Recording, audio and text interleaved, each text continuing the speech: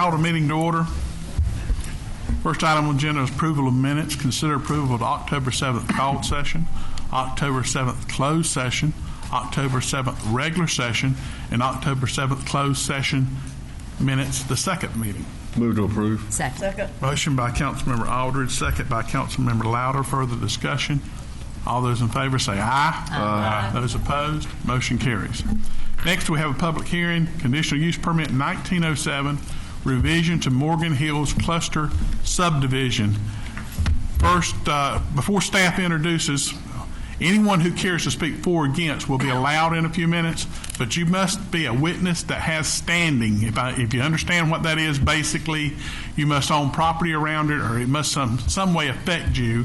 And if there's any question on that, our city attorney will rule on whether you have standing or not. Council, do you have any disclosures to make?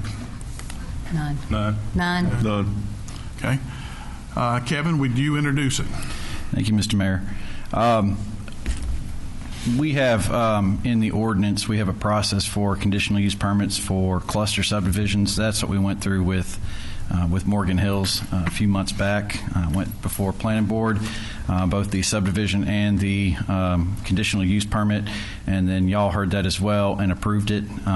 You approved some conditions on the conditional use permit, and those being that essentially any items, some items that were not shown on the plat at that time, some improvements off-site, that DOT would require those and that we would require those as well as needed. The property owner did show on that preliminary plat turn lanes both in and out of the new road onto Morgan Road and from Morgan Road. And as such, being on that preliminary plat, that is something that staff would require to be done with the completion of this phase of development, this particular subdivision. The applicant is now requesting that be taken off of the plat, has made a note on the revised plat that has been included. I'll show you.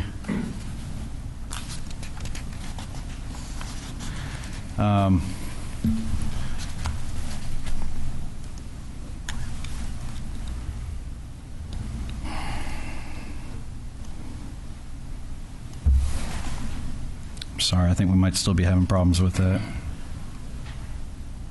Nope, there we go. Just got to be patient. Nope, maybe not.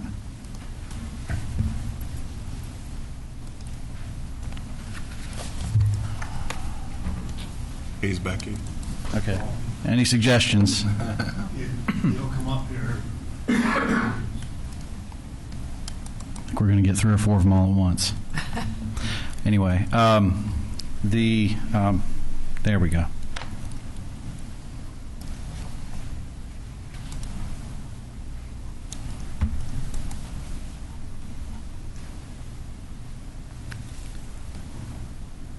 This is essentially what was approved. The major plat that was approved by y'all, they have removed some of these lots right here. That can be done as a minor subdivision because it's a decrease in density on the overall site.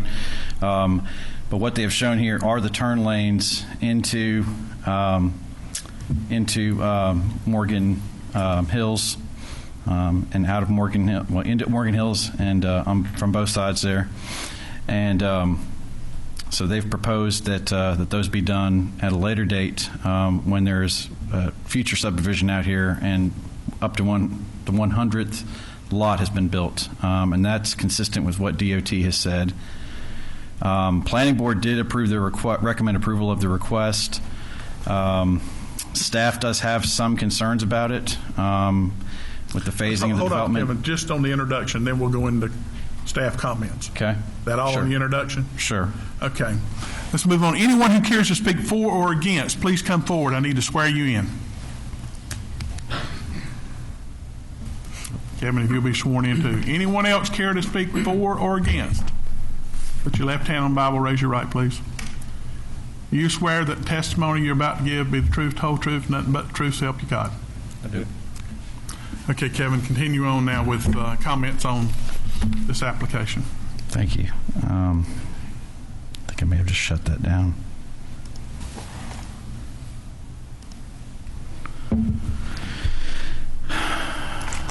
Staff's primary concern is with the just a little bit of the uncertainty as to what's happening out there in the future with future phasing, some possible inconveniences to the neighbors there in this subdivision as well as surrounding subdivisions should that road need to be shut down for turn lanes to be added at any one point.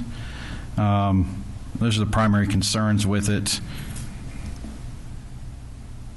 We don't really have a set procedure in our ordinance for revising CUPs, so we would recommend you basically go back through the original application and just consider it with this new amendment here and consider those criteria based upon that amendment. Okay.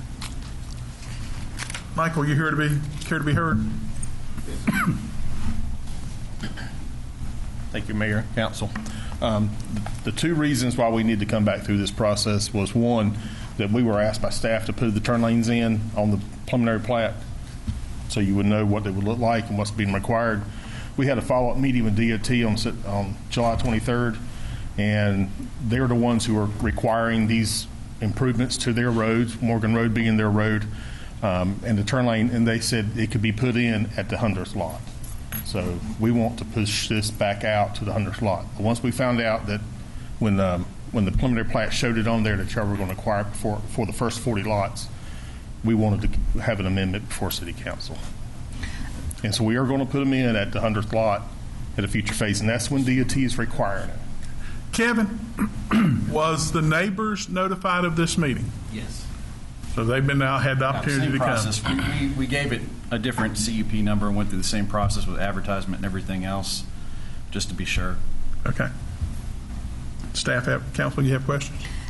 Yeah, so the big issue, Kevin and Michael, is at what point does the road need to be, that the upfits to Morgan Road need to be done? Is that right?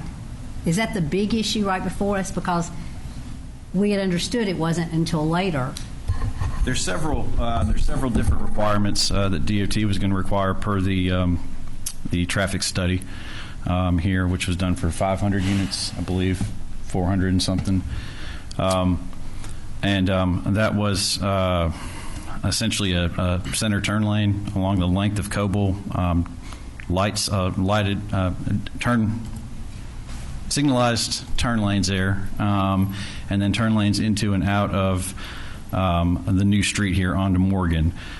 They were shown on the original plat, and they were approved as such, and that is why we've been saying they need to be required, because they were approved as part of this plat.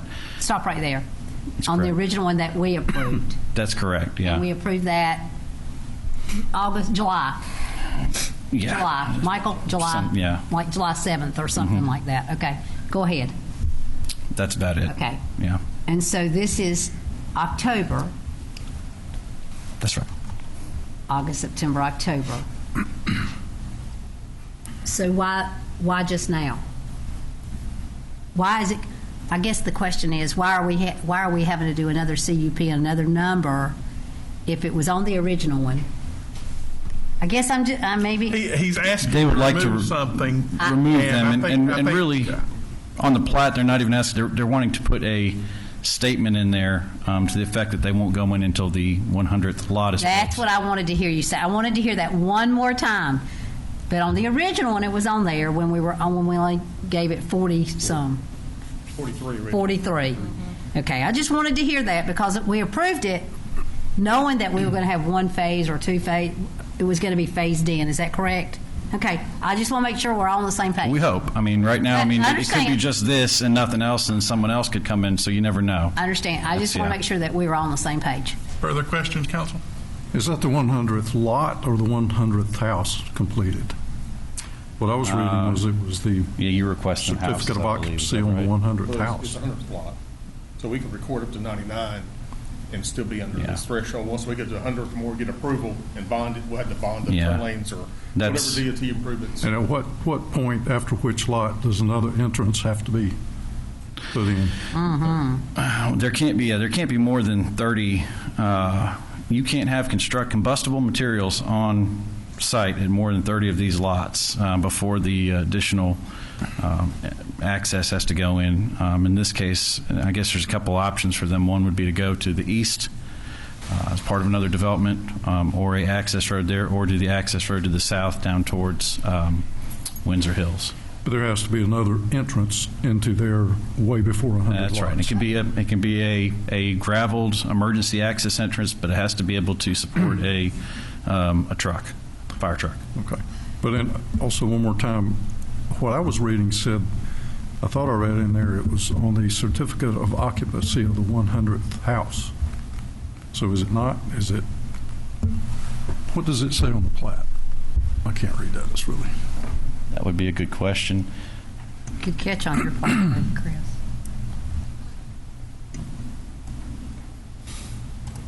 Yeah, the certificate of occupancy is executed for the first 100 residential structures. But Michael does have a good point there.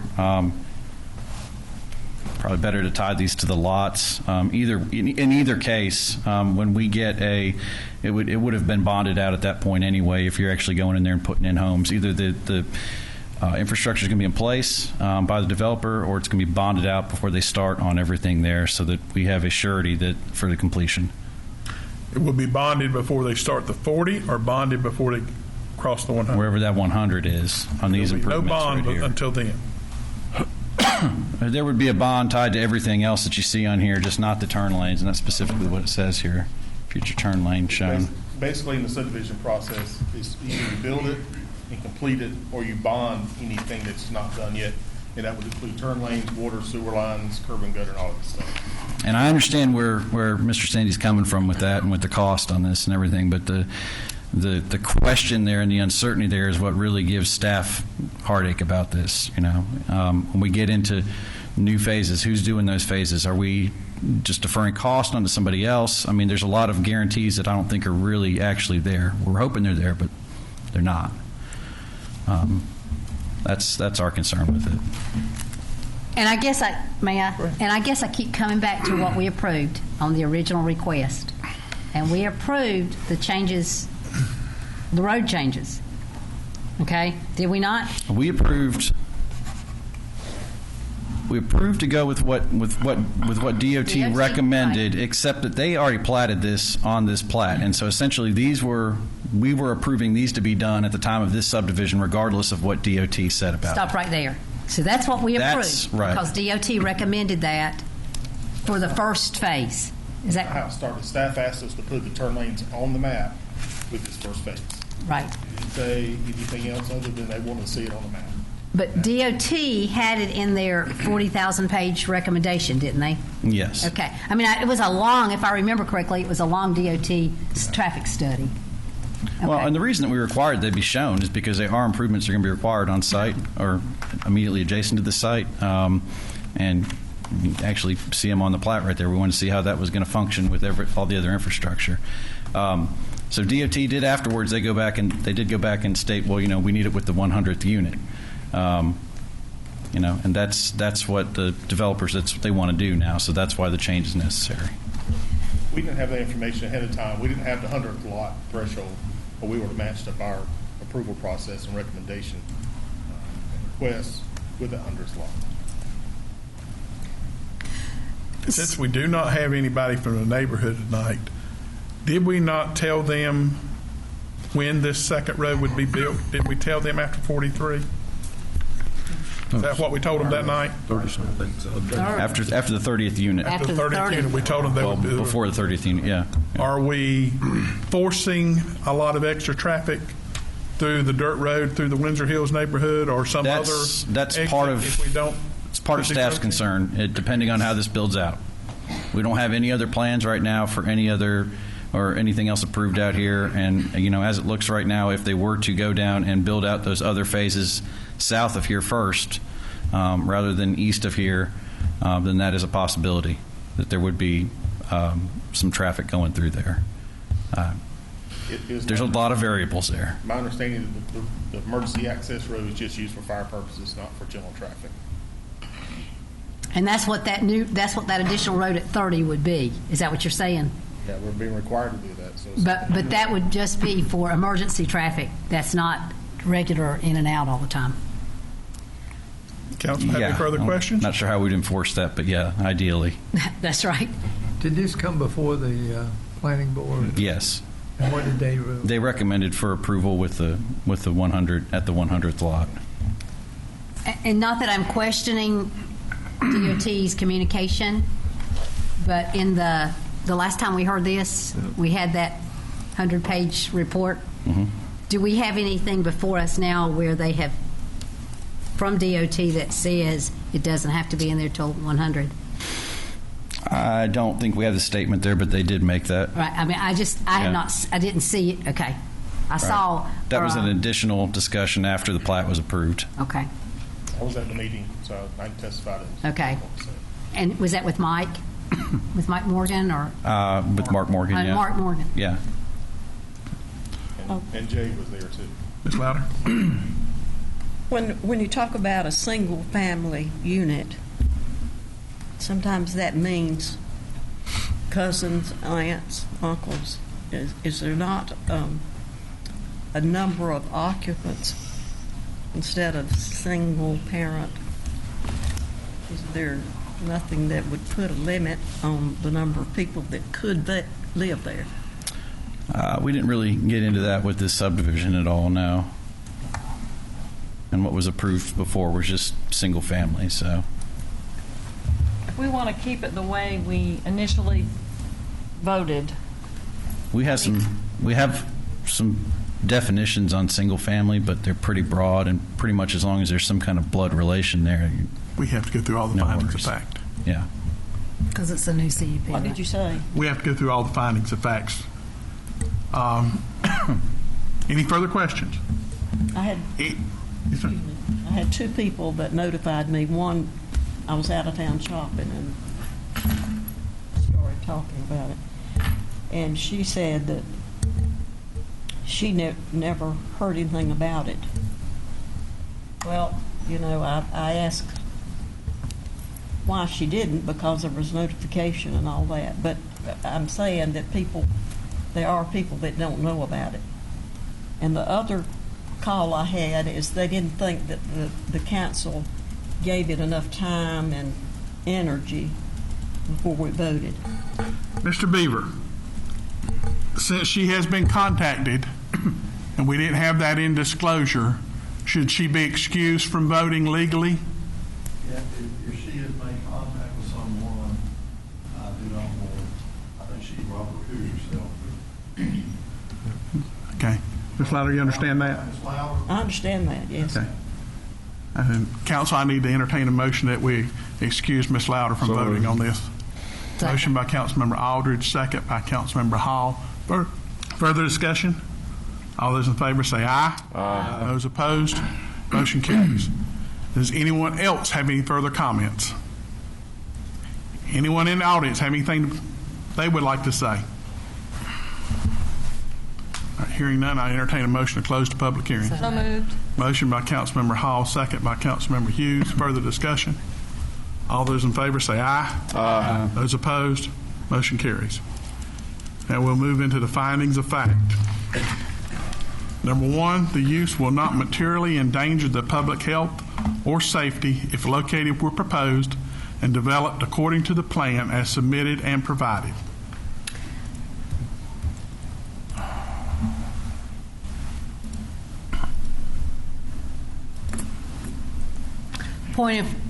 Point of clarification. Yes, ma'am? And I'm going to ask this to Kevin. If by any chance, at any time, does this have to be a unanimous on all? It does not. So one by itself does not necessarily, does not disapprove the conditional use permit. Is that right? No, a simple majority. Well, I take that back. There can be a simple majority vote on each one of these. They do all have to pass. They all have to pass. Findings of fact. ma'am. All the findings have to fact. And again, I would remember that there's an approved CUP and approved subdivision plat, so it's Right. not for the subdivision itself, it's just for the changes. Right.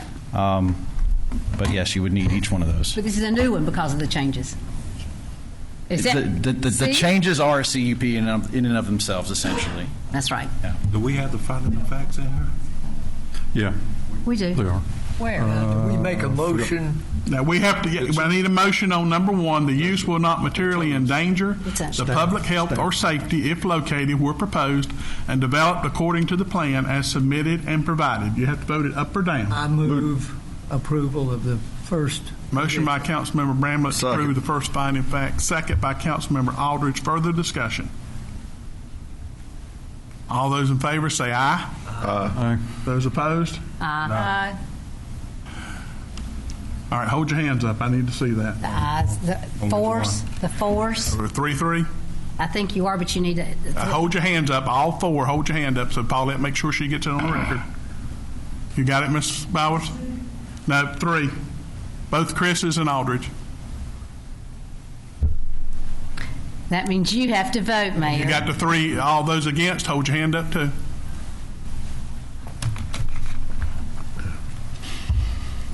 I'm sorry, Michael, I have to agree that I don't think we should allow this to go forward, so I'm going to vote no also.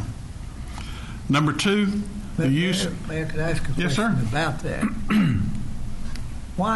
Where is this endangering public health or safety? I think we passed a plan with safety in mind when we required the turn lanes, and now if you've taken the lanes out, you're, in my opinion, making it less safe.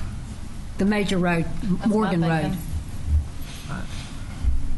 That's my question. Number 2, the use yes, sir. One quick question. The original conditional use, is it still in effect? It's still in effect. All you're voting on is the change. Okay. And basically the change, may I ask, Mayor? Yeah. Basically the change is whether they need to put that road, Turn lanes the in. turn lanes in there now or wait till number 100. Number 2, finding of fact, the use meets all required conditions and specifications. I move that it meets all required. Motion by Councilmember Bramlett, Second for discussion. second by Councilmember Hall. Further discussion. All those in favor say aye, and please raise your hand. Those opposed? Got it, Ms. Bowers? Sorry. 3 and 3. 3-3. 3-3, and I will vote no again. Number 3, the use will not substantially injure the value of adjoining or abutting property, or alternatively, that the use be a public necessity. Move acceptance. Motion by Councilmember Bramlett. Second by Councilmember Aldridge. Further discussion? All those in favor say aye. Aye. And raise your hand, please. Those opposed, raise your hand also. And again, I will vote no. You got that, Ms. Bowers? Same thing. Number 4, the proposed use is in harmony with the adjacent uses in terms of location, scale, site design, hours of operation, and operating characteristics. Entertain a motion. I'll make a motion. Yeah. Motion by Councilmember Bramlett. Second by Councilmember Aldridge. All those in favor say aye and raise your hand, please. Those opposed? Again, same vote. I'll vote no, Ms. Bowers. Number 5 must be in conformance with the adopted plans. I'll entertain a motion. So move. Motion by Councilmember Bramlett. Second by Councilmember Aldridge. Further discussion? All those in favor, raise your hand. Those opposed? I'll vote no on that one, no. Mr. Mayor, I have a Bowers. point of order. Yes, sir. Councilperson Louder was disqualified, I thought, because she contacted this lady. But that wasn't the case. The lady contacted her. Still doesn't matter. But that could be, somebody could set that up and simply contact any of us. And that is what when we go through disclosure, you're supposed to disclose that and let the attorney rule whether you can continue or not. And the attorney ruled in this case that since she had been contacted, that she could not continue. All right. She should not have discussed it, but she just said aye. Communication, it's not just the contact. Well, I'll add one thing. I want this project. I think we need it, and I'm very concerned that it's going to look again, we're not business friendly. I've heard that till I'm sick of it. And it concerns me that we're not, that's the way it's going to appear to the public here. And it just seems like an entranceway. Being a businessman, I can understand why they might want to wait. It's going to cost them a lot to put that in. I guess they're the ones that have to pay for it. They would like to have more and more houses in there before they had to come up with that money. And I think it's terrible. Consistency statement brought up. I do not, but I will. Hold on. Thank you for allowing me the point of order. Sure. Give us just a minute. We need to bring up consistency statements, and council needs to vote on one of those. Well, that's not it. Hold on. Kevin, did you have the consistency statements listed in there? I'm sorry, we don't need consistency. I don't think You don't need it for this one? right. No, you Okay. just need probably a motion at the end confirming what you're. Okay, council, I need a motion to approve or deny the conditional use permit. Motion. Motion by Councilmember Bramlett to approve the conditional use permit 1907. Second by Councilmember Aldridge. Further discussion? All those in favor say aye. Aye. Raise your hand. Those opposed? Okay, still, and I'll vote no, Ms. Bowers, 4-3. Because if any one of them. Any questions, Michael? Any questions? Okay. Public hearing, number 4 on your agenda, conditional use permits 1906, to consider a conditional use permit for a telecommunication tower at 201 NC 740 bypass.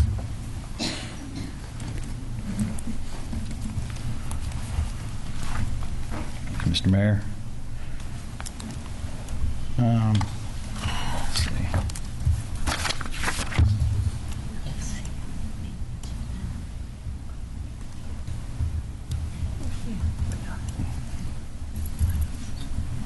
Where am I at here?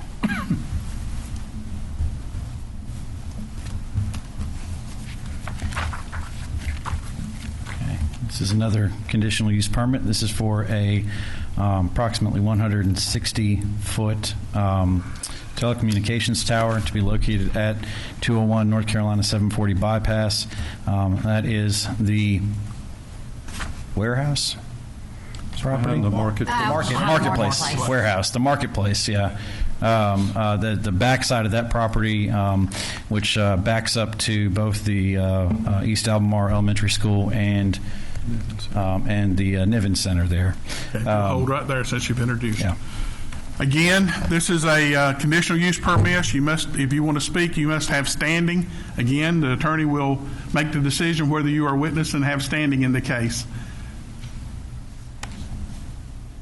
Kevin, continue. Anyone caring to speak for or against, come ahead and come forward and let's swear you in. Mr. Mayor, Josh Rodenstrike here on behalf of David Donaldson and Selco. I'm the applicant. I don't know if I need. Go ahead and we'll swear you in then in I'm case just we gonna have experts as well. in case we have a question. Yeah.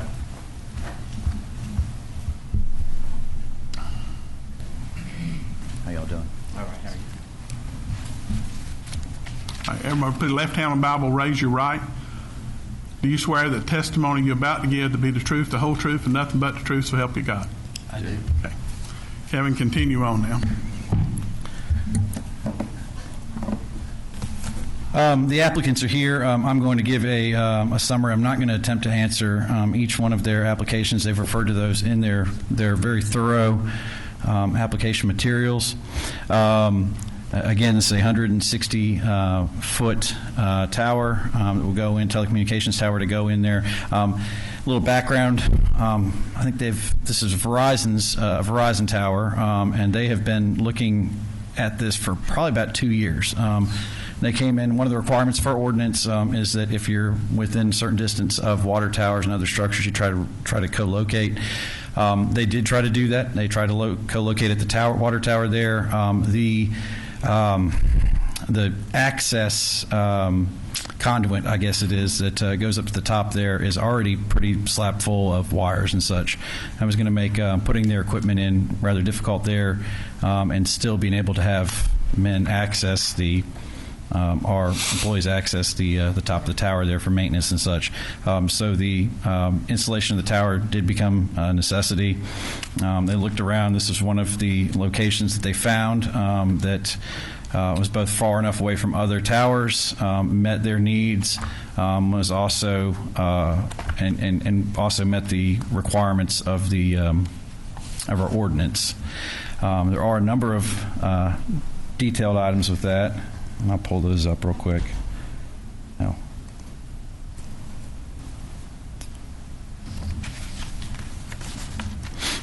These are the conditions. This is probably more in-depth than we have for any other conditional use permits that you guys hear. This is what we have in the ordinance right now for these. I'm not going to go into them each in detail, but just suffice it to say that we've looked through them. The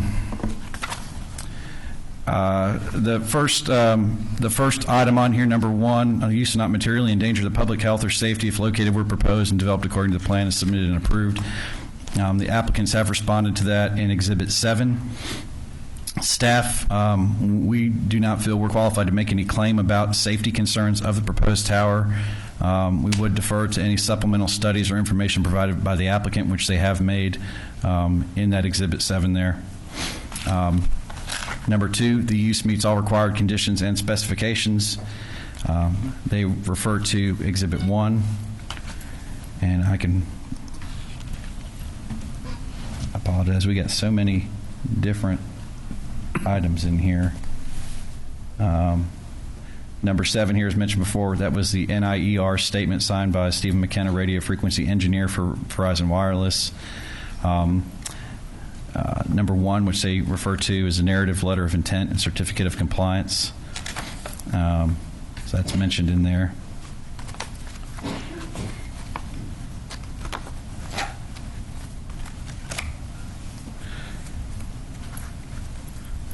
Staff's analysis, the applicants have provided detailed responses to the requirements of the zoning ordinance. Staff finds the proposal to meet those requirements, to meet those requirements with the following exceptions. First one, as shown, the tower base will meet there has to be a 1 foot to 1 foot setback per height. So for every 1 foot of tower, you have to have a 1 foot setback from other habitable structures required per ordinance. However, the ordinance requires a setback to be from the enclosure itself and not the base of the tower. The 160 feet is from the base of the tower. So there is some discrepancy there between what is proposed in the ordinance. The ordinance does allow that 1-to-1 ratio can be reduced with good reason by council. So it's allowed to be reduced as part of the CUP approval, which applicants have requested a reduction. And that would be approximately 25 feet. There is also mentioned there, I can't attest to the how well they work, but the engineers, there is engineered statements in here about the crumple zones on these towers as well. They're designed to essentially collapse in on themselves and not fall directly over. Staff has some minor concerns about the height of the installed plantings as shown on the plan, which may require modification, and that's one of those things staff would prefer to work with the applicant to resolve those issues since they are relatively minor. The use will not substantially injure the value of adjoining or abutting property, or that the use is a public necessity. The applicant's response to the real estate impact study will be supplied, and that is in there. That is included in the documents. There's a real estate analysis there. Staff can't make any claim on this. We would defer to the appraisal on that since it was done by a professional. The proposed use is in harmony with the adjacent uses in terms of location, scale, site design, hours of operation, etc. There are some zoning drawings and site survey that are in Exhibit 4 of your packet. Staff believes the applicants have made reasonable attempts both to meet the requirements of this ordinance and to lessen any adverse impacts on the surrounding area. Per staff's request and looking at stealth requirements, they have added in some of those elements onto the tower, and there is a drawing on there that shows you there'd be some of the branches on it to make it look as much as you possibly can like a giant tree. And so they have done that to try to kind of keep it in harmony with the surrounding area a little bit more. As proposed, this use will operate largely independently except for routine maintenance, which should not be highly visible. That access will be from 740 and through their landlord's property there, the marketplace. Criteria number 5, that this being general conformance with adopted plans. They've provided a statement of compliance also in Exhibit 1 there. Staff's analysis is that land use plans call for general residential use in this area. However, the area is currently a mix of commercial, industrial, residential, and service and utility uses as well as zoning. It's really kind of a hodgepodge in this area here. The telecommunications facilities, along with utilities, are allowed broadly across all zoning districts when adequately separated and meeting all of the design and site requirements, which staff finds this to meet at this time. Council have anything in disclosure that they need to reveal? Disclosure. Yeah. What all does that include? If somebody has contacted you and you've had a previous conversation about this, you would have to tell us that now. No disclosure. Okay. Your Honor, I do have, but it's just before this meeting started, about 10 after 6. I was sitting right here, and the owner of the marketplace was sitting in the audience, and because I did not recognize this person, I went up to this person and asked who he was, as a couple of other people were here waiting for this meeting to start. Nothing was mentioned about this particular issue. Nothing was mentioned about the conditional use permit except who he was. I will just disclose that, just because if somebody is in this room and I don't recognize them and I have an opportunity to introduce myself, I do that. Come sit in my seat. I don't think I have to, but this board and the attorney can. Anything else? Anyone else have anything to do on disclosure? Okay. Gentlemen, any one of you three want to speak? Good evening, Council. My name is Josh Rotenstrike. I'm a tier attorney from Baker Donaldson on behalf of Selco, doing business as Verizon Wireless. I want to keep it brief. I think staff did a great job of summarizing what we're here and asking for. But like he said, this is a 160, what we call monopine cell phone tower. As you can see, it's the best we can do to make a cell phone tower look like a tree. A Christmas tree at that. What I will say is the location selected for this site is already somewhat hidden by other trees, which will make this very much blend in and be as stealth-like as possible. Additionally, we are adding, as staff said, several, and I would say several dozen bushes and other tree structures that will be going around the site and grow as the years go to, again, keep it as camouflaged as possible. I will tell the board that this is, we have met all requirements pursuant to Section 92.067 of the City of Albemarle zoning regulations, and we are requesting this specific site be approved for a conditional permit.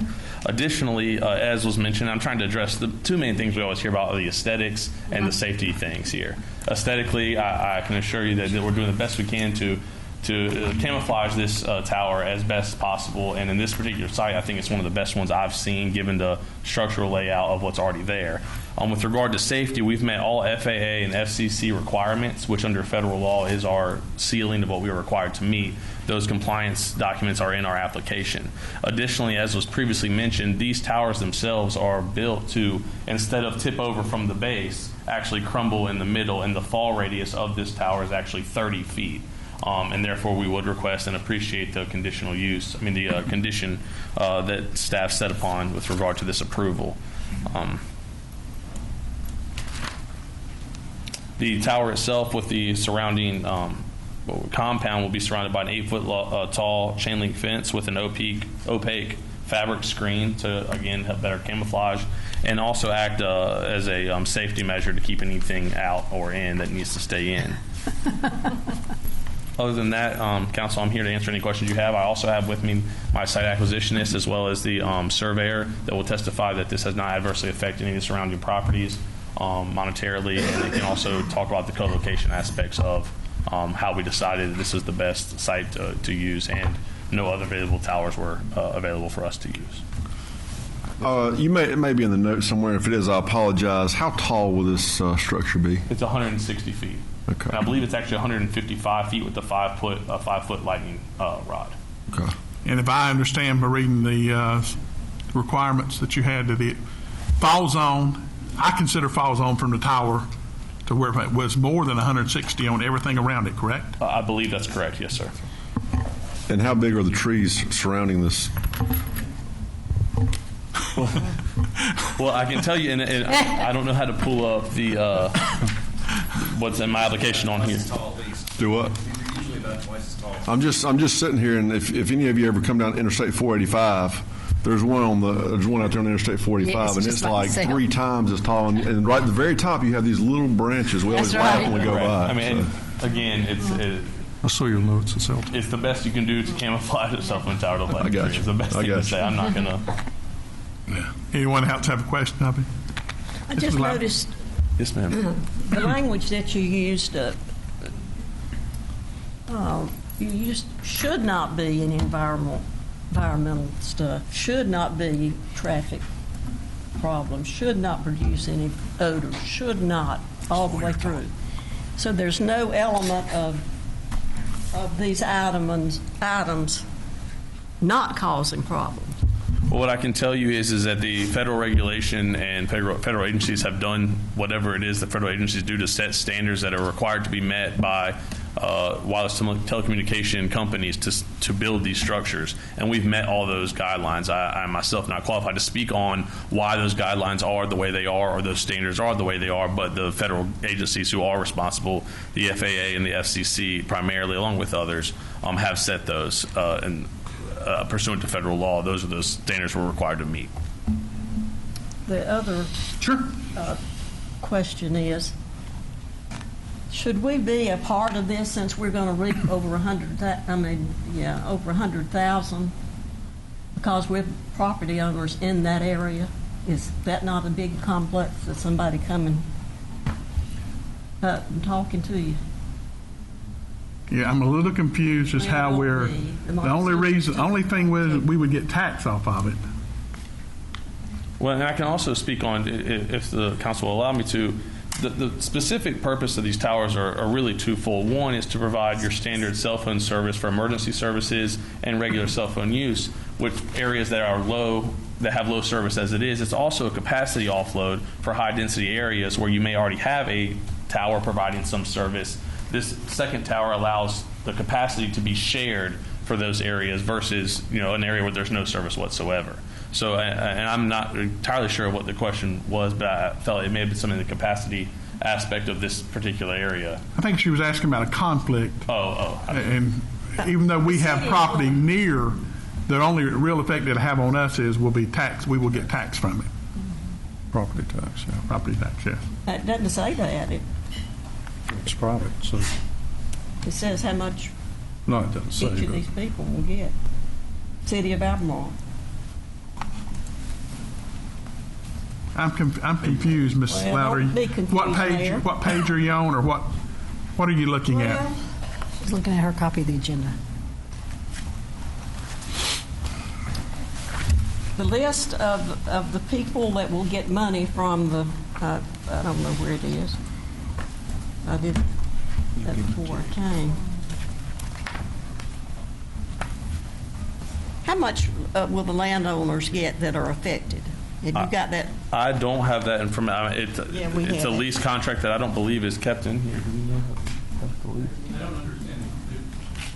It's a privately owned lot, so the lease was between Verizon and the individual who owns the lot. I'm a little confused with what the. Okay, the city of Albemarle owns property that is in the area, therefore will be paid a certain amount, as everybody else would that owns property that's right connected and all. No. I don't believe that. Well, I didn't see Just that. just the property owner that it sits on. Where the tower is, that person will be renting them property to have the tower on. Nobody else around. Now, it there will was get a mention anything. earlier, may I, Your Honor? Kevin mentioned earlier that they, before selecting this site, that they had talked about the water tower. And that may have been- And that would have been some money to the city. Is that not right, Kevin? And had it been on the water tower, then it would have been. But this particular CUP is not the water tower.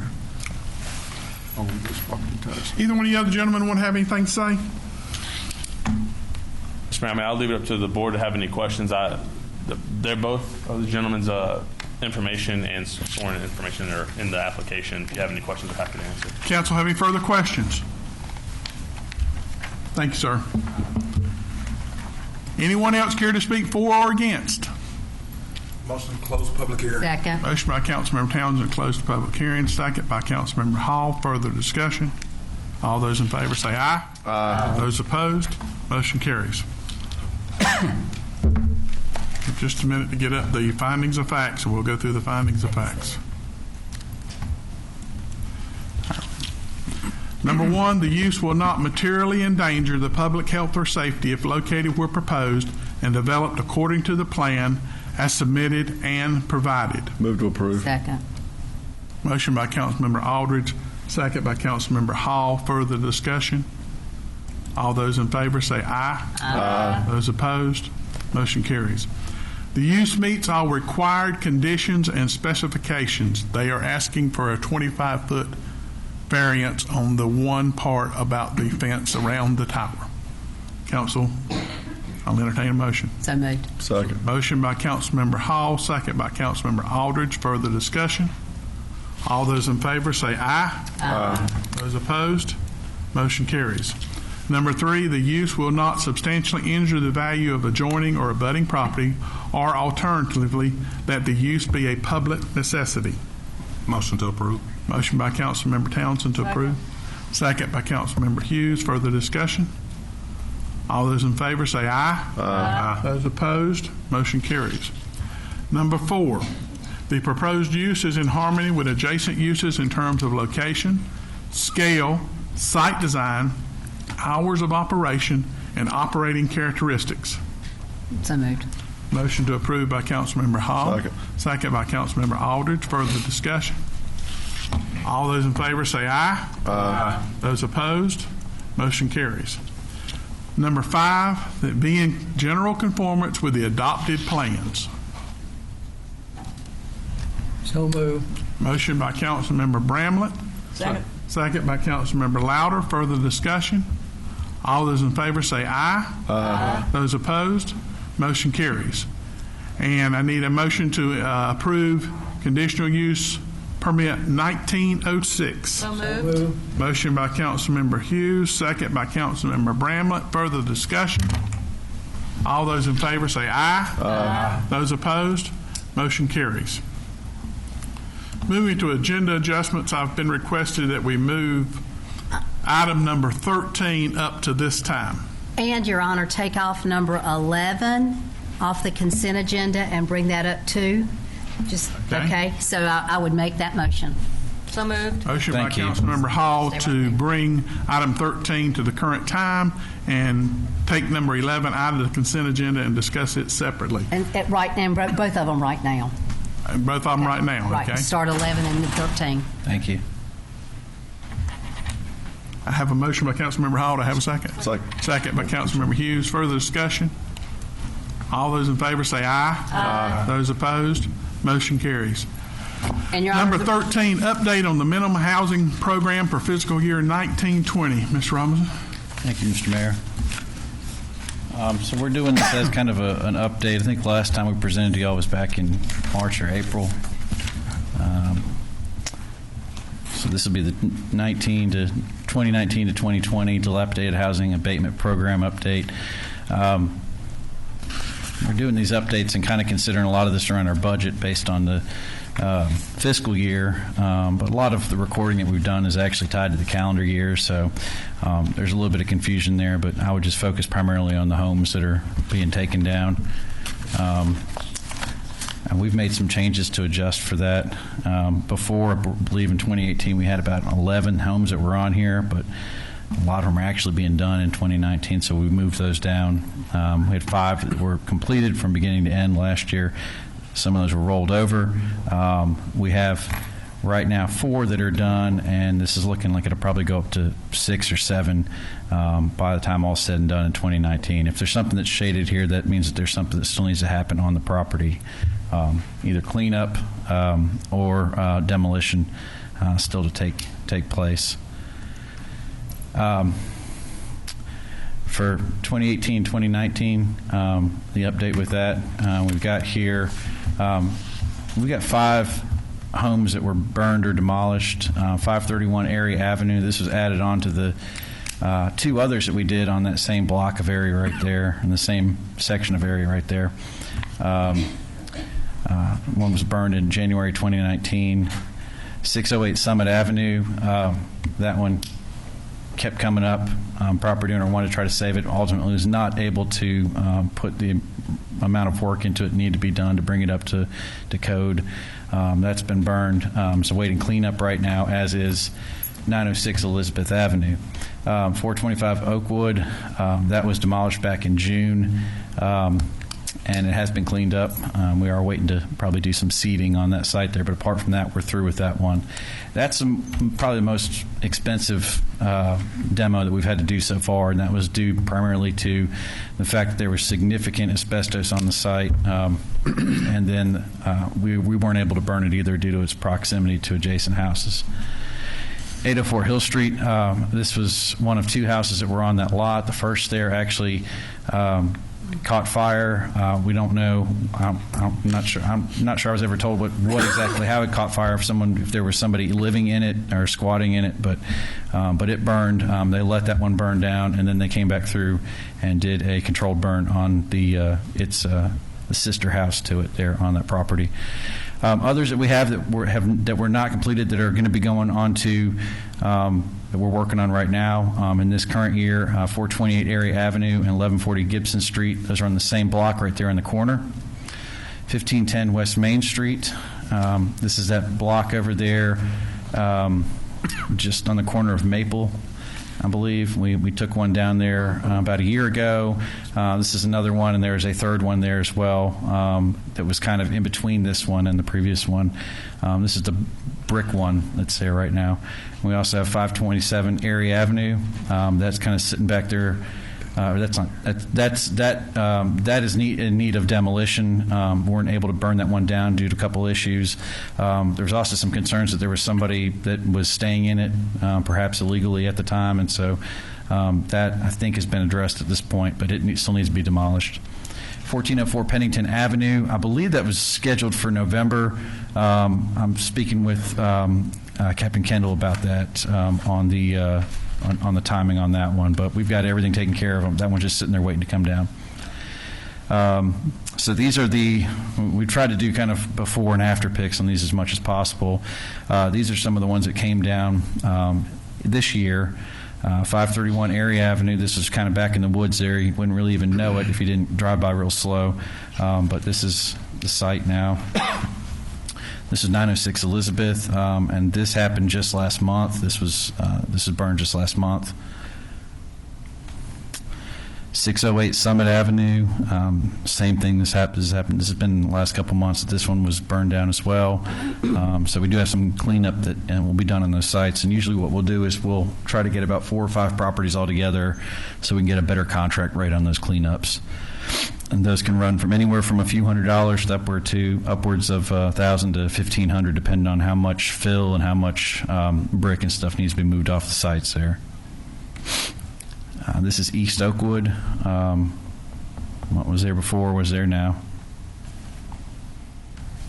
And 804 Hill Street. This is the second of the 2 homes there that's come down.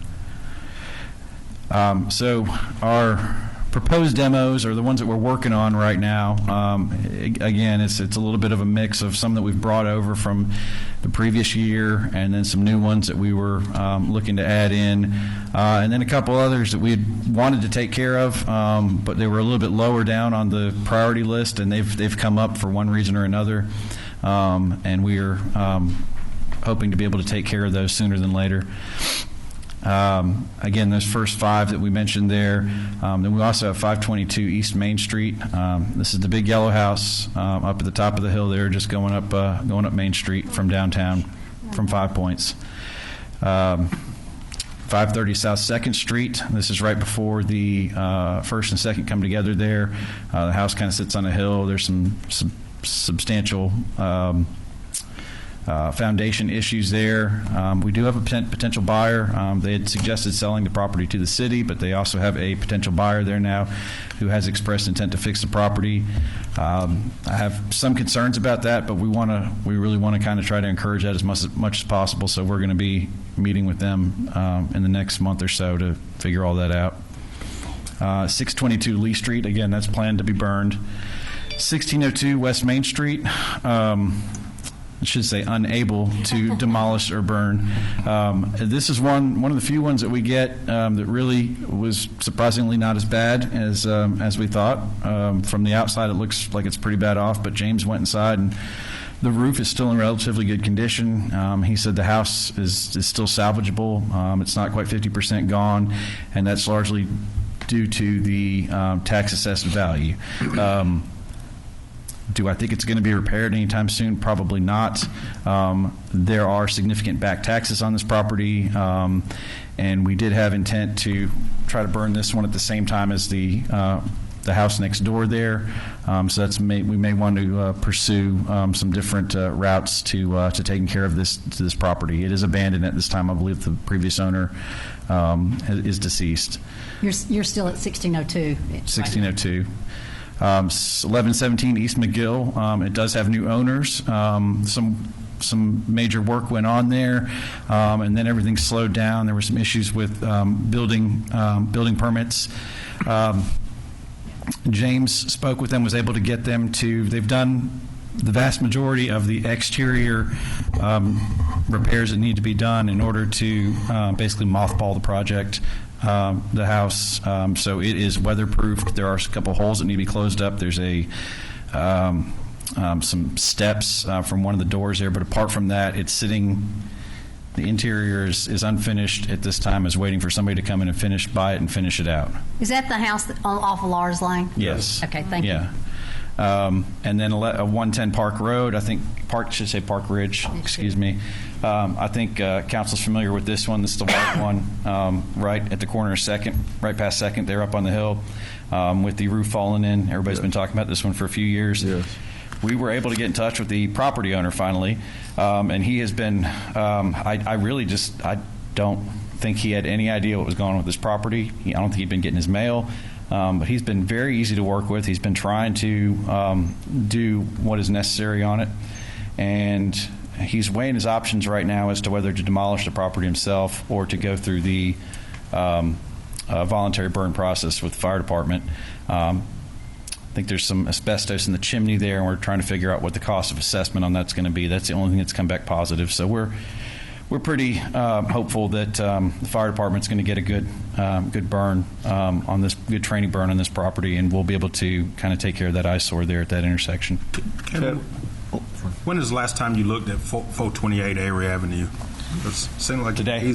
Today? Yeah. Okay. Actually, in my opinion, I think he's made significant progress. Yeah. He and I indicated that there's owners working on it. There's a little progress that's been made, maybe more than a little. Okay. I say that because I could see some changes from the outside. Absolutely. He's told us he's working on it. I haven't. James has not gone back in and done a reinspection inside yet, so I don't know the condition of it. It's the first one up here, and you can see definitely some work's been done on the house, and it's I'm happy that they're going to try to save this one. Out of the probably 4 or 5 properties that we've seen of his in the past couple of years, this one's probably in the most salvageable state. So I'm glad that he's taking advantage of that. And I think his plans are to move next door to the one on the corner of Gibson and Avery. They are. We had hoped he was going to be over there right now, but it's still. Yeah. This is before, and it actually looks a little bit worse in some aspect. I do think there's still some squatting going on there, Absolutely. and it really needs to be taken care of. But we're hoping he can get to this one before too long. This one is in pretty bad shape. It's pretty far gone. One at the on top inside. before. Yeah, That's the before. that's from probably about 18 months ago.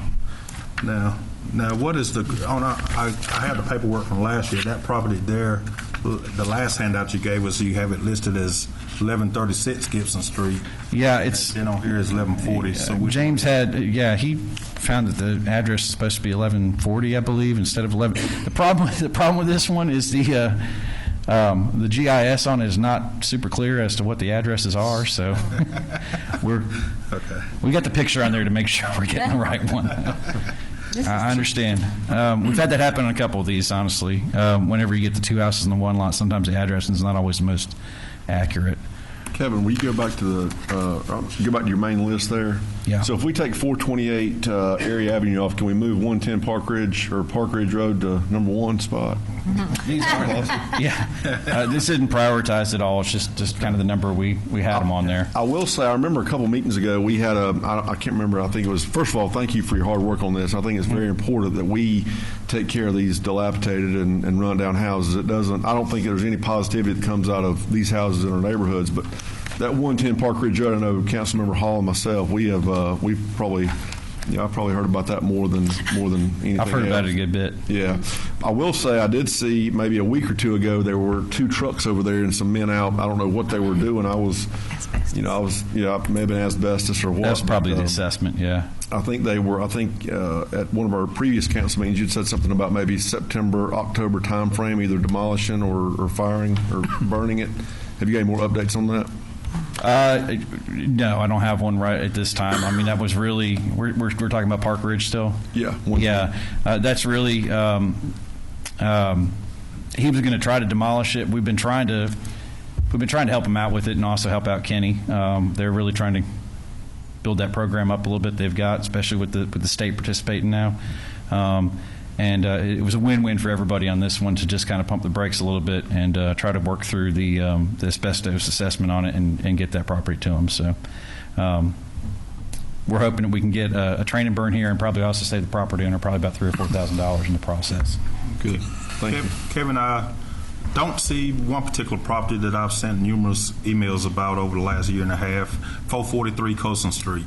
It's in a lot worse condition than most of these on this list. I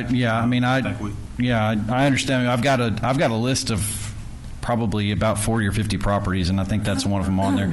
I think I've got about 4 on Colson right now.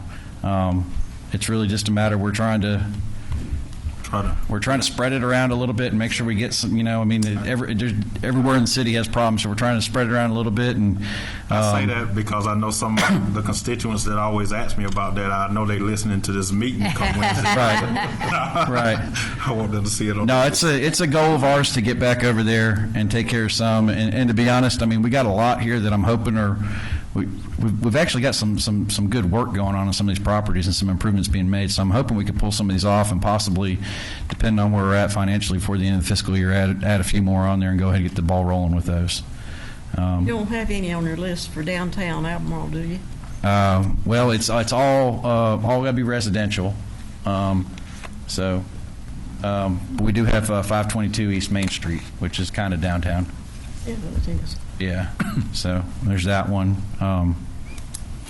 The rest of these are really just pictures. Kevin, is the one across from Stanley News and Press on the other list? It's on the list. Yeah, it's on the list. Yeah, we were probably going to try to do that one after the big yellow house there. It's just going to fall down anyway. It's a shame because there's actually historic. There's companies that are nonprofits out there and everything that'll buy these or get them donated and go in and fix them up and sell them. But if you can't even get in touch with the property owner, it's you don't even really know where to start. Thank you. Council have any further questions? Thank you, Kevin. Let's move to number 11, request to close PD Avenue for Halloween trick-or-treating. And if I might, Your Honor, it was on the consent. We would not necessarily have a question, and I just wanted him here if anybody had a question. If nobody has a question, then I say we're okay with it. But it's on the consent. I knew that he might know about it. Kevin, has there been any discussion with any of the neighbors Are they aware of this? No, not right now. So, and I'd asked Michael about it. It's really a safety issue. I spoke with Chief Doolin about it as well, especially the eastern side of PD over there, where the sidewalks run out. And you get a lot of kids, just the whole thing. You get kids wandering around the street and everything, and people driving through. So, Are we going to have officers on each end when vehicles need to get home? Or I get in? hadn't spoken with anybody about that. I was envisioning really just setting up cones there and allowing through traffic on those through streets. And if local traffic, somebody needs to get to their property, they could just move the cones and move them back. But it's primarily to keep the cut-through traffic out. I think if we don't have personnel there, we're going to have a liability issue if we just put cones. And that's however y'all want to do Chief, that. you have any comments? And Bill Eldridge had a question. Safety's always been a concern, especially during Halloween, all the foot traffic that we had. Kevin and I spoke. I thought it would be a great idea. I know they could move the cones. I guess making sure they moved them back would be the other issue. If you left it open, the next car coming around the corner may not notice it. And I've got extra duty working that night. We can definitely be in the neighborhood, maybe not stay right there at that post, but continue to ride by and make sure that it's closed, if that's what you'd wish. Mr. Aldridge, got a question? Did we do this last year? Or no? No. Okay. I remember there was a lot of traffic over there, but I couldn't remember if we actually To closed my knowledge, it. we've never closed it. I brought this up at the trick or treating last year because it was congested. Over on that road, on that street. They do in Norwood. Okay. Allenton Street, one of Yeah. the major thoroughfares to the lake. The idea being to keep it as minimally invasive as possible for just a few hours, just until the bulk of the kids are done and Oh, yeah. everything. Council have any further questions? I'll motion. Yes, ma'am, Ms. Louder. Chief, so with what you've done and what you've got planned, you don't have any safety issues? No, ma'am, I do not. That's good. Motion by Councilmember Hall. Second. Second by Councilmember Aldridge. Further discussion? All those in favor say aye. Aye. Those opposed? Motion carries. Kevin, before you leave, I know you're getting ready to leave. I'll keep this brief. I want to make sure that after our planning board meeting last week, I want to make sure council is all of the same understanding that I was, that Kevin will bring forward to us a ordinance for the non-residential maintenance code and for the revisions we made to the landscaping and sidewalk portion of that ordinance. Yeah, I've spoken with Michael, and I've got 3 ordinances. I'm not sure the timing on those. I don't know if they're all going to be at the same time. At least one has to go before planning board.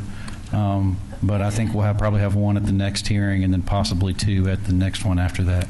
Council's all under the same understanding I am, correct? Okay. And while he's here, has everybody turned in your priority list to him? Oh, I got it with me. If you got it with you, he's here, or you can give it to give it to Yeah. Ellie before Yeah, you leave. that's fine. Or somebody. That's the priority list that was given out, and you didn't get one, Mr. No, Aldridge. it was emailed to him. He got it emailed to I him. got yours. All right. All right. Thank y'all. Thank you. Thanks, Kevin.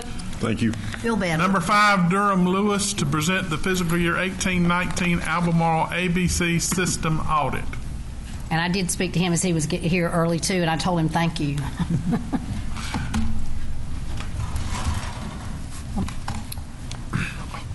Mr. Mayor, council members, I'm Durham Lewis. I represent Lewis & Lewis CPAs. We're the auditors for the Albemarle Board of Alcoholic Beverage Control. I'd like to present the results of their fiscal year ended June 30th, 2019 audit. If I could direct your attention to page 3 of the audit opinion, page 2. The middle of the page, you have a section called Opinion. I'd like to read that for the council.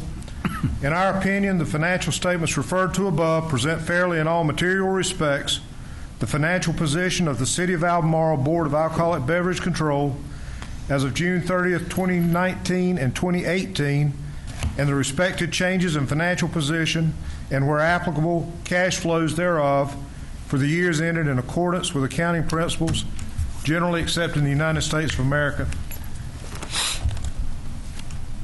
That paragraph indicates that the board received an unqualified opinion, the highest opinion that can be received in an audit, meaning all the books and records were in good shape and the financial statements were materially correct. If we could flip ahead to page 8, the statement of page 7,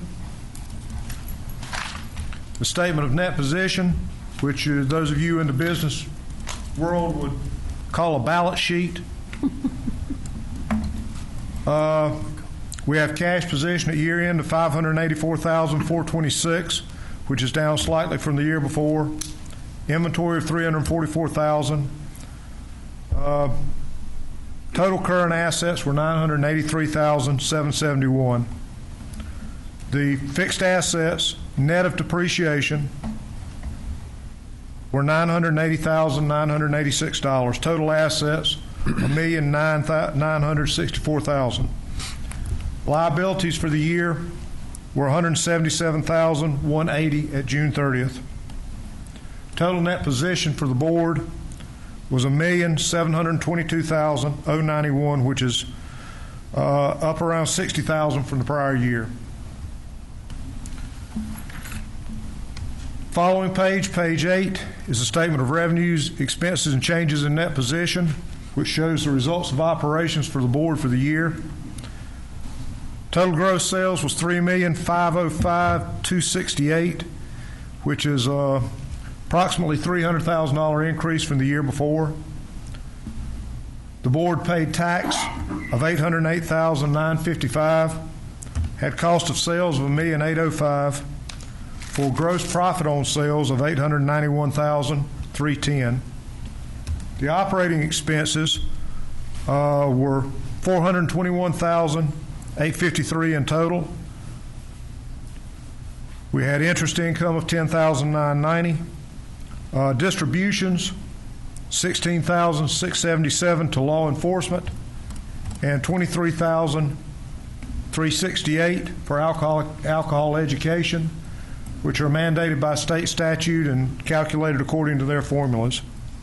The distribution to the city of Albemarle for the year was $332,386. The following page, page 9, statement of cash flows, which lists sources and uses of cash for the year.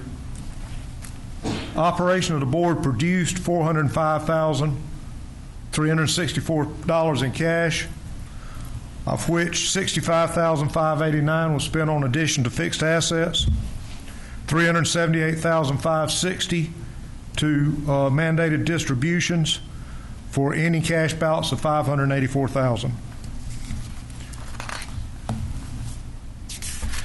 The following is notes to the financial statements, which goes into further explanation of the amounts in the basic financial statements. If I could direct your attention to page 13, that's the schedule showing fixed assets of the board. Fixed assets increased by about $30,000 for the year for some renovations and upgrades and betterments that they did on the store. Other items that will draw your attention.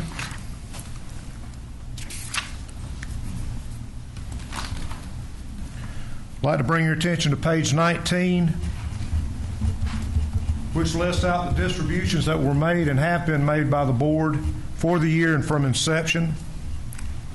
$330,000 were distributed this year, which brings the total from inception to over $2 million.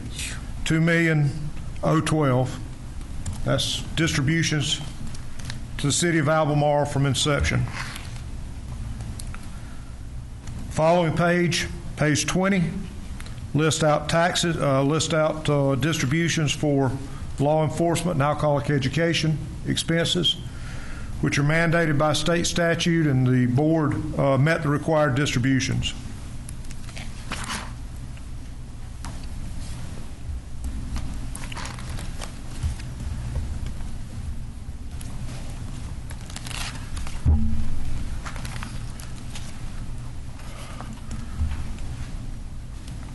Also of interest to the board,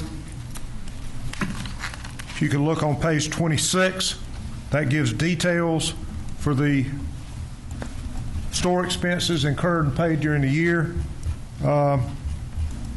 They increased by only $7,000 in light of the fact that gross revenue increased $300,000. So the board's doing a real good job keeping operating expenses in line. Administrative expenses increased by $300 for the year. If I could bring your attention to page 29, it's a schedule of distributions of profits. Shows all the distributions for law enforcement, alcoholic education, and profit distributions to the town for the year. And finally, page 30 is the budget. The board remained within their budgetary limits for the year at a positive budget variance of $25,000 on expenses. I'd be happy to answer any questions the board may have. I'll just direct to the board and to staff. Thank you for what you're doing. It looks like you had a pretty good year. You were able to do some improvements and increase your fund balance. So I thought that was very good. So thank you very much for what you're doing. Ms. Hall, you have a question? Just two questions. You spoke in the narrative about inception, and there are two dates in there when the General Assembly did some reacting of things. One is 1993 and the other is 2004. Distributions to date, was that from 93 to 04? 93 or 04 to present? 04. Okay, so from the most recent updates. The day they opened for business. 15 years. Okay.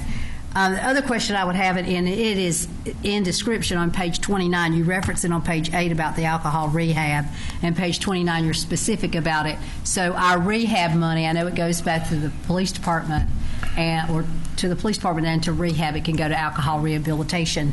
And in Stanley County, for the Albemarle store, it goes to Safe Kids Stanley County. Is that correct? I'm saying yes. This is a question to two folks, and they in turn, I believe, if I'm not mistaken, use that for their prom promise. Is that what they do? And it looks like to me there's a quarterly distribution. Is that correct? With the majority of it, I think I can tell the majority of it looks like it's like July. The July distribution is the majority. At least last year it was. Is that correct? Yes. Thank you very much. And again, that is just for my compadres up here. That's when they do the reenactment of the wreck and those kinds of things. However, it can be used for any kind of rehab. Is that right? So it's not, I mean, if there were another organization out there that were looking for money, Safe Kids would slap me in the face, but that's exactly, I mean, anybody could request it. Is that correct? Further questions, council? Good job. Just a general question. Did the General Assembly drop the issue about trying to privatize the ABC system? It is still floating around out there. Yep. It may be in a study. I'm not sure if it got to this finally passed to move it to a study or not, but it's still running around out there. Yep. Thank you. Thank you. Mr. Mayor, Council. Thank you. Number 6, Jay Boyles, Development Coordination Specialist, and Peter Zabo, Census Bureau Partnership Specialist, to provide an update on the 2020 census activities. Good evening, Mayor and Council. Thank you for having us tonight.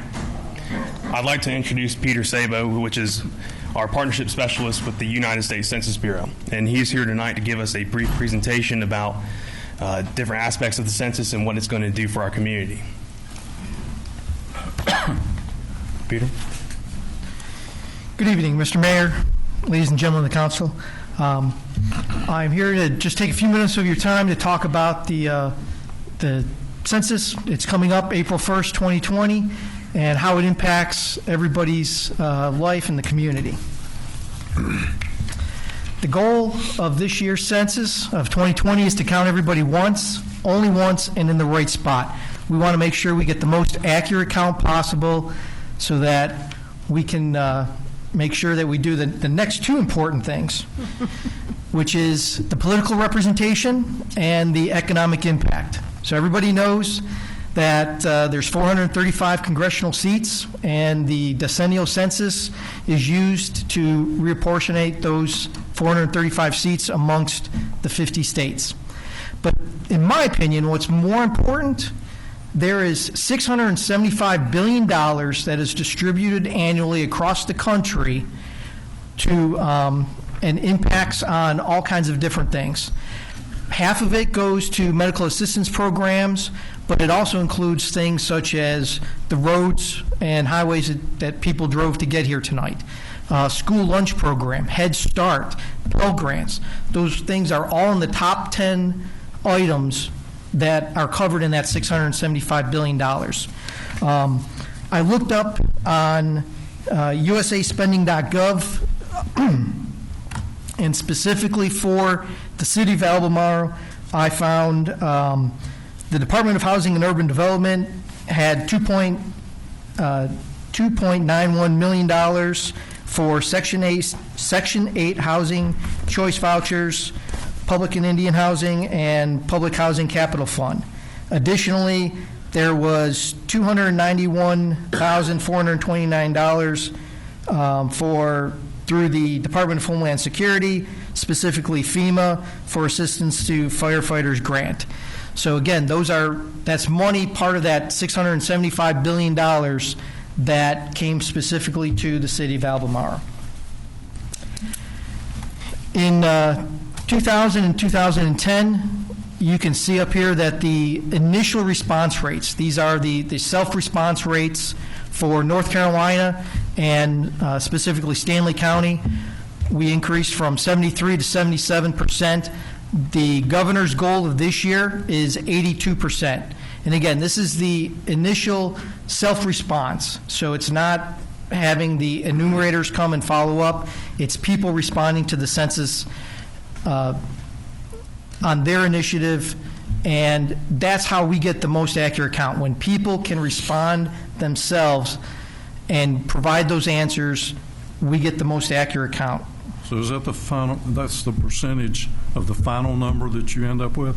No, that is the number of those that responded on their own without having somebody to come to follow up or the Census Bureau to use numbers or other surveys to come up with the final number. Okay, but 70-some% of what? How do you know the final number that? Well, that was, like I said, that was the initial response. Okay. And I'll talk about that a little bit later and how we're going to be responding this year. And then I'll put it more into context. Okay.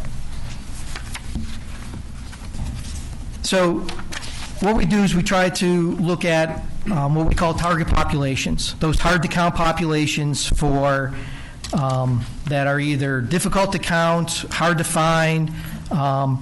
In 2018, the Census Bureau did a study on behaviors, attitudes, barriers, attitudes, and motivators. And the biggest biggest barrier that people had in responding to the census was distrust of government. However, once people understood how it impacted their lives, they started to go through and be more willing to participate in the census. When you look at the target populations, children under 5, in 2010, more than 1 million kids were not counted. And if you think about it, those kids that were under 5 back then are now in elementary school, are in middle school, and when people say we don't have the proper resources, well, it's because we didn't count them back then. Because unfortunately, the money goes where the response is. It's not necessarily where the need is. We all understand that you've got to have facts and numbers to back up why you're requesting something or why the school board is requesting a grant or anything. Well, they need that response, and the response comes from the decennial census. The way we go about it is, and we start trying to figure out where that target population is. The Census Bureau has what we call the Response Outreach Area Mapper. And what I did was I pulled for the Stanley County. And for the most part, Stanley County does great. Stanley County has about the outlying areas have about a 15% low response rate, meaning 85% of the people responded to the census first time around. The 3 census tracts that are in the red circle, they have a low response rate of 20 to 21%, meaning 80% of the people responded first time around, but that means 20% did not. And that's the people we want to target. The numbers that are listed in red that I identified are part of those census tracts. As you can see, again, those hard-to-count populations, children under 5, people living in poverty. If you look down at the very bottom, you look at households with no internet access or no computing device. That's going to come, that's becoming very important because of the way the 2020 census is going to be done. Again, we understand how it's used. It's used to provide federal funding for education, healthcare, transportation, figuring out where we're going to put a next fire station, where are we going to put another hospital, how many schools do we need. But this is where I want to get to. This is something new for 2020. For the first time, people are going to be able to respond to the census via the internet. So around mid-March, people are going to start, every household, it's based on the household, every household is going to receive a postcard. And that postcard is going to have a web address and a toll-free number. And people can go online and they can self-respond via the internet, via telephone, and like I mentioned, mid-March it's going to start. You're going to get a postcard. If you don't respond, 10 days later, you're going to get a second reminder. If you still don't respond, about 10 days later, you're going to get the third reminder, and in that third reminder will be the paper questionnaire. Now, online and telephone, you will be able to respond via around at least 12 different languages. I know they're continuing to work more. The paper questionnaires are going to be in English and Spanish. And obviously, what we look for, the big question, especially when you start talking about the using the internet or personal information, is confidentiality. So the first day I was on the job, the first thing I had to do was swear a lifetime oath not to disclose any public information. Under Title 13 of the U.S. Code, it says that the U.S. Census Bureau can only collect information used for statistical purposes. So when people respond to the census, their personal information is stripped away. The data is just used for statistical purposes, and it is kept confidential for 72 years. After 72 years, the information is made public through the National Archives. So from the very first census in 1790 all the way up to 1940, that information is available through the National Archives, but from 1950 to present, that information is kept confidential. And again, that information is not shared with any other, that personal information is not shared with any organization. The law states that we can only share statistical data, and that's the same data that you can find on the Census Bureau website. So what are we doing now? Well, working with people like Jay and other members of the community, this is our planning phase. This is when we are starting to form what we call complete count committees to help figure out where that hard-to-count population is, who are those trusted voices in the community that can reach out to them, educate them. Because like I mentioned in that study, people had a distrust of the government, but when they found out how it affects their daily lives, school lunch programs, Pell Grants, the roads they travel on, how it affects their daily lives, people are 70% more inclined to participate in the census. And that's where, like I said, reaching out to faith-based leaders, education, community, we get out there and we get the information out. The more times people see the information, up to, we guesstimate about 10 times. So if people are touched with that information, maybe in a water bill, maybe it's an ad on TV, maybe it's a billboard, maybe it's something their kid brings home from school, or they hear it at church, They hear it 10 times, they're more likely to participate because they've got a better understanding of how it affects their lives.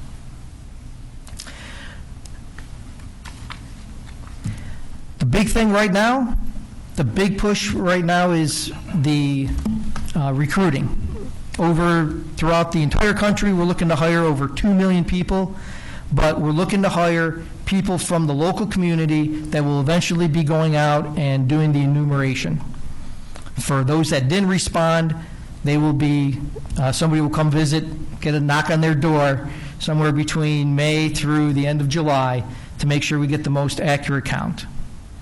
But that's, we've got a big push right now. People can go to 2020census.gov/jobs.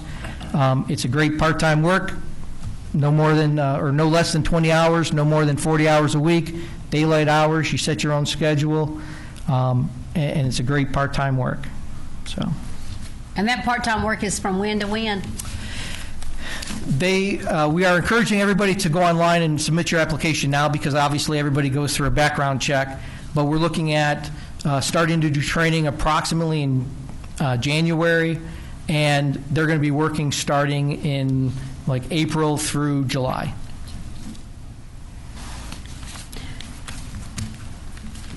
I just want to speak briefly about what we're doing as a city specifically in preparation for the census.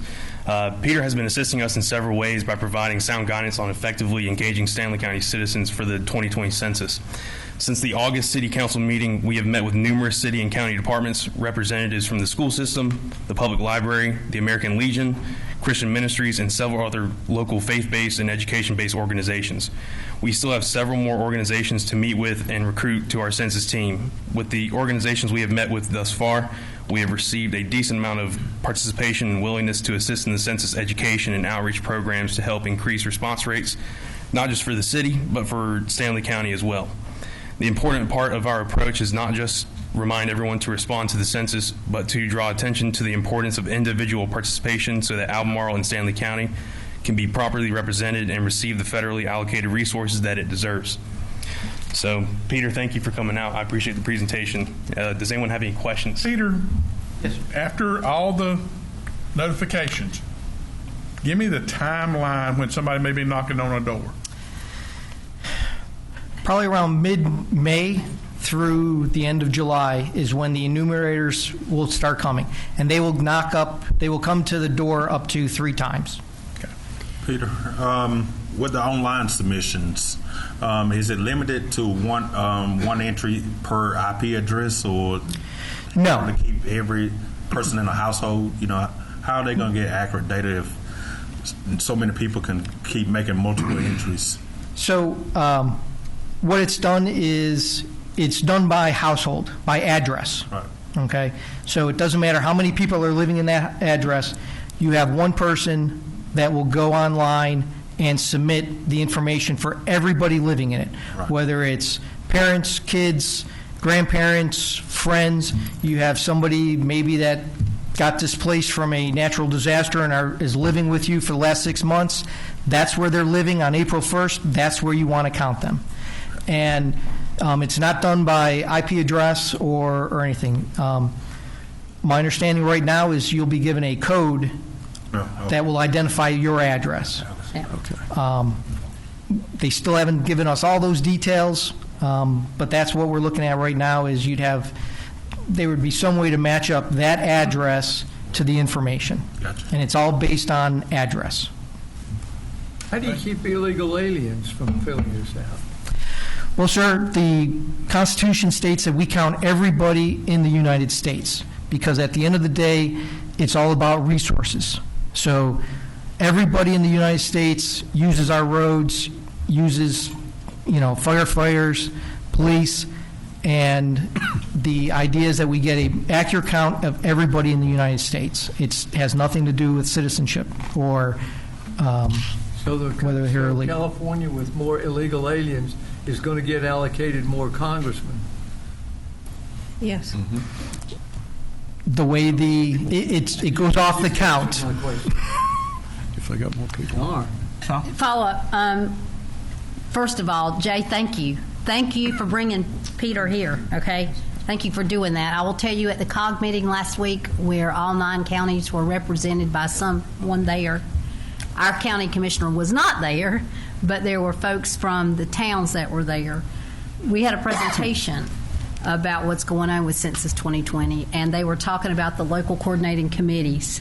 And I knew that we had something going on. I didn't know that we, the city, through you, were such a leader in it, and I appreciate that. Because of the 9 counties that our Central Line of Council covers, 8 of them have established coordinating councils. One of them says they don't need one and that they've not done it in the past and they're not doing it this year. So I commend us for doing that. I commend you for doing that.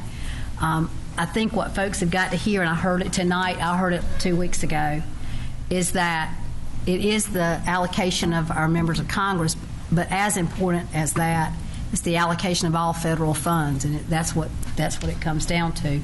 I am still real concerned that nationwide, that we still, and I didn't see it here, but nationwide in 2010, it was like only 82% reporting. I mean, that we had to go out, and that might have been high. It might have been 72%. That there's a lot of folks that, for whatever reason, don't want to be counted, but they don't see the need for it. By making that comment, I will ask one question to both of you, but Peter, I think particularly to you. Is there a PR package that can be given now to our PR folks here to be used on a regular basis to help both with our stuffers as well as with our local news media that's here? Do you know of any of it? Well, the national ad campaign won't start until after January. Okay. So right now, between now and the end of December, it's more of the planning phase, Very finding good. out, looking at where those hard-to-count populations are, how we're going to reach them, how we're going to educate them on the importance of the Census Bureau. Gotcha. From January through March is when we engage the public Okay. and educate them. Very good. Very good. I'll give the credit where it's due. Peter is doing a great job of bringing us all together and making sure that we're having a good, solid effort with outreaching to folks. Bob Remsburg and Bailey at Stanley County Planning, we've teamed up together to make sure that this happens not just for Albemarle specifically, but the entire county. So we have talked about resources before and how we as a city can provide, local faith-based and education-based organizations with the resources that they need to reach out to their communities. We're still working through that right now, but a lot of these programs and activities are going to be basically from February, March onward as the census progresses. So right now we're just making sure that we have everything in line to do that effectively. Thank you. Thank you, Peter. Thanks. Number 7, Mr. Gene Starnes to request water relief on a separate irrigation account. Do I need to excuse you? I entertain a motion to excuse Councilmember Bramlett. Motion by Councilmember Hall, second by Councilmember Townsend. Further discussion? All those in favor say aye. Aye. Those opposed, motion carries. In your agenda, you have information from our public utilities, and Michael's not with us tonight, but it says that he is requesting a adjustment of $126 and some odd cent. I'm not having it right now. 120. Down at the bottom. Yeah. Irrigation repair, right? 126.69. 126.69. It's outside the policy that our staff can approve. This has to come to council. But it's what we would do in any other situation that we have done. Council has done this before, Following yes. what we normally do. Yes. I would move approval of that. Second. Motion by Councilmember Hall, second by Councilmember Townsend. Further discussion? All those in favor say aye. Aye. Those opposed, motion carries. This is gone again.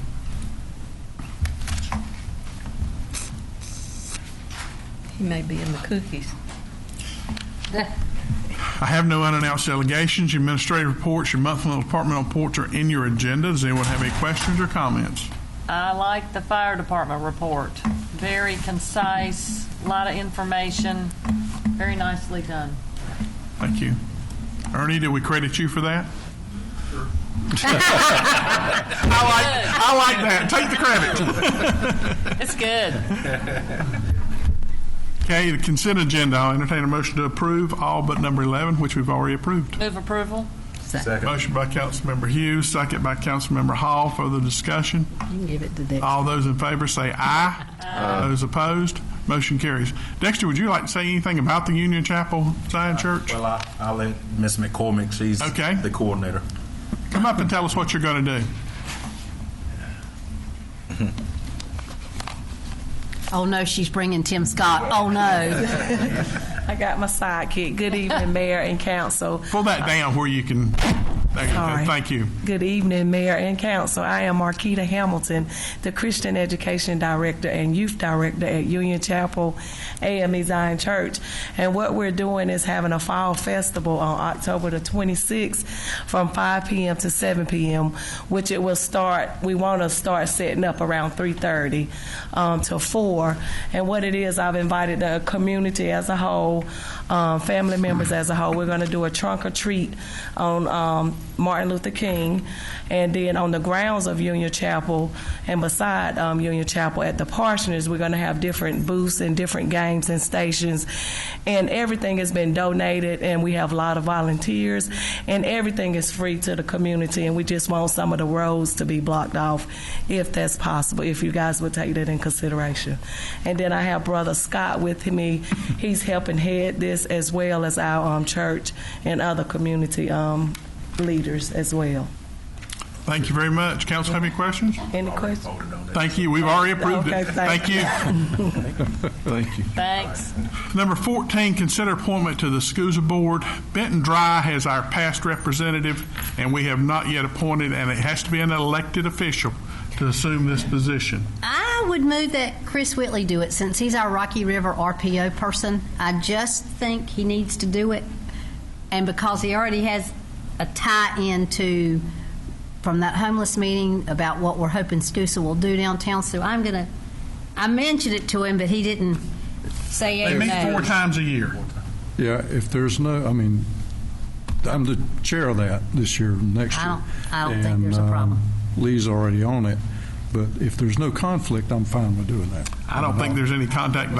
If they come back and tell you there is, we'll change it then, but I don't know of any conflict. Have a motion to appoint Councilmember Whitley, second by Councilmember Aldridge. Further discussion?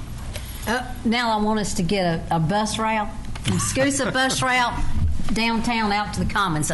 Go ahead, Mayor. That would be a county thing. All those in favor say aye. Those opposed, motion carries.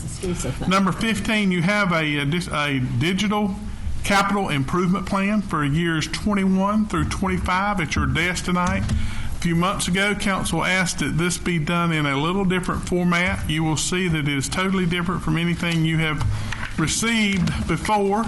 We'll thank our Assistant City Manager, Ms. Hardy, and staff for doing that, as she has went to all the department heads and asked them to reformat, and I think IT helped her with getting the new format. So you need to look through this. This will be used when we move into our budget planning next month, and we have our coordinators here on staff to help us through that process. Comments? Nice job. Thank you. Throw away any prior ones that we have. Quickly coming around the table, we asked to meet with the high school and go tour the high school at some point. I'm going to throw out some dates and let me know what you think. November 13, 15, 18. I'll throw those 3 out to begin with. Anyone have any conflicts? Amen. We're looking in the morning about 9 o'clock. November what? 13, 15, 18. 13, no, I can't. Yeah, either the 15th or the 18th would work better for me. I'd rather do the 15th because I may be in Raleigh on the I 18th. said 15th. 15th. Everybody get on the 15th. Yeah, I can't do 13th. Okay. I can do 9 15th. o'clock. And 9 o'clock will be good. That'll give her time to come in and get started, and then the principal's going to meet us and give us a tour.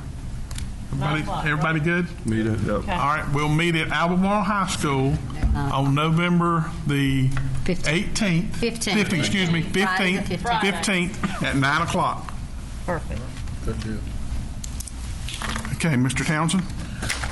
Yeah, I know at the last meeting, I think we had some discussion about actually recognizing the principal from Albemarle High School. Is that We'll work on it. Miss Hughes is doing that for us. Yeah, okay. Something else we might want to consider in addition to that is the Albemarle Middle School. I know in the past we've always recognized our high school athletic teams and things of that nature when they excelled, but this year our Albemarle Middle School football team, they actually went undefeated and only had 6 points scored on them the entire season. Oh, my. And I think that's somewhat worthy with them being located in the city limits to be recognized. How do you want to do it? You want to bring them up here? I would recommend that we reach out to the principal, bring them to a council meeting, and recognize them. Yay. It's kind of unusual to have a team. Are they over? Is middle school over now? They only had 6 points the entire season. How'd they let those 6 points get scored? I think, if I'm not mistaken, that was in the championship game. We want Bama. Yeah, they're ready to play Bama. Will you shoot me an email with as many statistics as you can get? I'll get some information for you. Okay, thank you. What is Miss Hughes doing for? She's getting some information together so we can do something. Should have it back at the next meeting, hopefully. What kind of information? Statistical information. Just details on the principal. Okay. Ms. Hughes? No comments. Mr. Aldridge? Yes, sir. Ms. Hall? Thank you to HR for continuing to follow up, not necessarily on LifeScan, but another such organization, and staying on top of that for all of our blood work that might be out there somewhere. Thank you for that. I know that we're at Union Chapel, there's a big to-do on Saturday, but I'm going to say to everybody on council and everybody watching and everybody reading the paper and listening to the radio, Downtown Albemarle's extravaganza is Thursday, Friday, and Saturday, and I hope that council is represented 100%, at least some of that time. Thursday night kicks off at Sundries at 5 o'clock for the costume parade downtown with the children, and then Friday night is the run that Peter has put together and spent so much time and energy on, and ghost walks. And if you've never been to a ghost walk downtown Albemarle, I think that Mr. Bramlett will agree. It is a phenomenal history lesson on downtown Albemarle. It takes half an hour or so. They're going to start those at the History Museum. There's going to be a scary movie at the auditorium on Friday night, and Saturday from 8 a.m. until about 10 p.m. there's going to be stuff going on downtown. So I will tell you, not just me, but the entire Special Events Committee has put in a heck of a lot of work and a heck of a lot of time. I hope people will come out. I hope that the streets will be full. And I said to Lisa this morning, I'm usually a positive person, but I'm a realist. Not this morning at lunchtime when she and I spoke. At 12:15, the news was on, the weather was on, and it says you got 40% chance of rain. And I held my breath, and Lisa said, that's 60% chance that we're not going to have rain, Martha Sue. Right. So, Lisa, Like that optimism. no, that is wonderful. She has put an just an extraordinarily amount of energy into this. So that's going on Thursday through Saturday. And to that end, as soon as this is all over, we're going to have a follow-up debriefing meeting.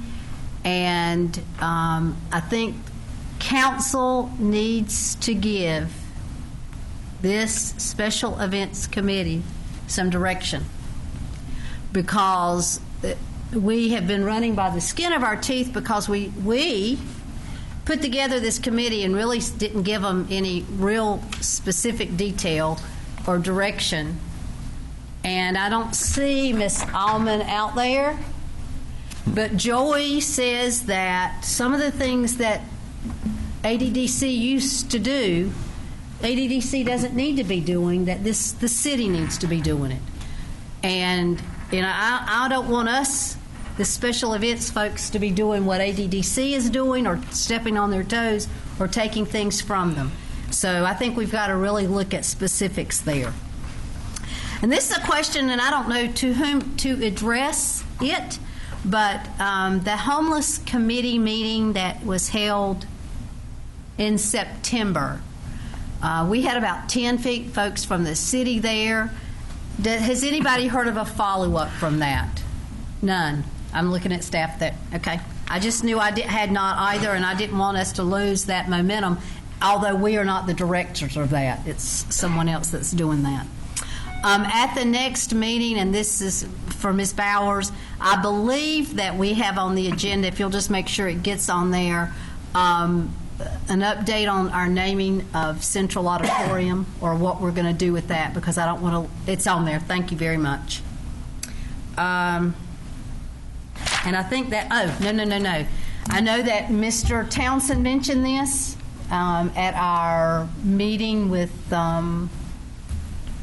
zoning and planning. I will just reiterate this so it gets in the minutes. There is a grants workshop that COG is doing on November 12th.